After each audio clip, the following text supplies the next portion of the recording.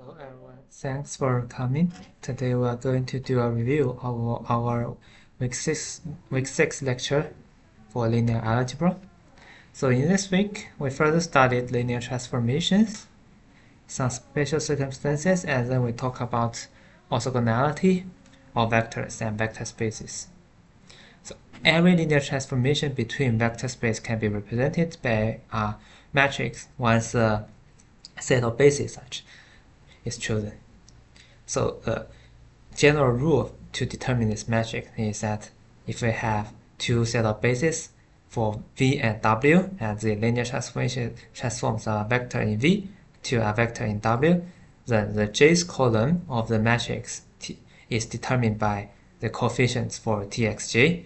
If Txj equals to A1j y1 to Amj plus A2j y2 to Amj ym, then those coefficients would form the jth column of the matrix. Specifically, if B transforms a vector from U to V and A transforms a vector from V to W, then the matrix characterizing the composition AB equals to the matrix characterizing Z times the matrix characterizing B. As long as for the intermediate space V, they are using the same basis. However, the matrix representation may change if we use a different set of bases, even though the underlying transformation stays the same. As some specific applications, we can study the matrix associated with geometric transformations. For example, if we consider the rotation matrix, then the rotation matrix, they are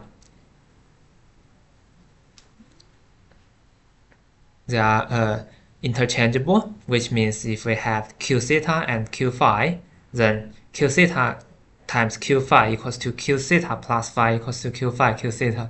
And as we know, in the plane, the rotation matrix is something like cosine theta minus sine theta, sine theta, cosine theta.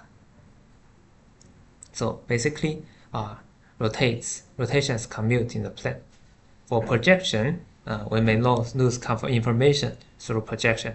In the xy plane, we are projecting a vector onto the given line. For example, the x-axis onto the x-axis or onto the y-axis. However, we have the idempotent property. The square of the projection matrix equals to the projection matrix itself. Null space is a perpendicular direction to the line we are projecting on. Finally, we have the reflection.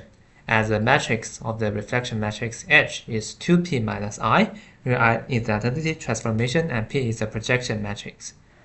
We can verify that H squared equals to identity, which means that the reflection matrix is its own inverse.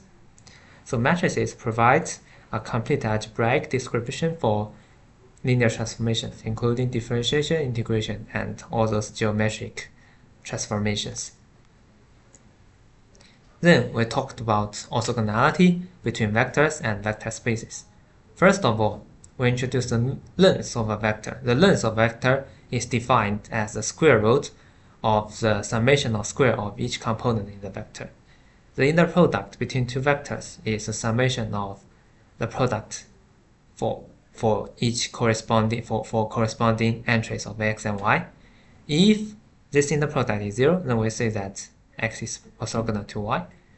If this inner product is greater than 0, then the angle between x and y is acute. If this inner product is 0, then the angle is the right angle. If this inner product is smaller than 0, then the angle between x and y is obtuse. Mutually orthogonal non-zero vectors are automatically linearly independent, and we can verify this very easily. An orthogonal basis consists of perpendicular unit vectors. An orthonormal basis consists of perpendicular unit vectors and greatly simplifies computation. More generally, orthogonal basis consists of perpendicular vectors that are not necessarily have unit lengths.